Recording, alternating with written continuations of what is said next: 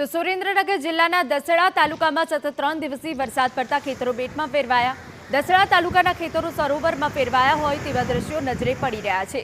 ખેતરમાં પાણી ભરાતા પાક ડૂબી ગયો। ભારે વરસાદથી ખેડૂતોની મહેનત પર પાણી ફરી વળ્યું। કપાસ, એરંડા, જુવાર સહિત આ પાક પાણીમાં ગરકાવ થતા ખેડૂતો પર ચિંતાના વાદળો છવાયા। સતત 3 દિવસથી ખેતરોમાં પાણી ન ઉતરતા પાક નિષ્ફળ જવાની ભીતિ ઊભી થઈ છે। તો બીજી તરફ ભારે વરસાદથી દસાડા શહેરમાં 3 કાચા મકાન પણ ધરાશાયી થયા। અધિકારી મુલાકાત લે ખેતરોની તો એમને ખબર પડે કે કેટલું પાણી ભરાણું છે અને કેટલું નુકસાન છે।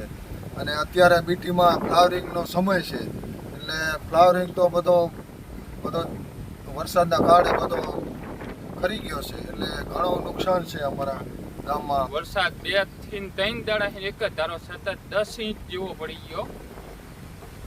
અત્યારે આ અતિ વરસાદ પડ્યો છે અને તમારા બીટી અને એરંડાના કપાસમાં જે પાણી ભરાયું છે, તો તમે અત્યારે શું એની વ્યવસ્થા શું કરો છો? અત્યારે હાલમાં વ્યવસ્થા પૂરા ભરી રહ્યા છે અને મશીનો ચાલુ કર્યા છે।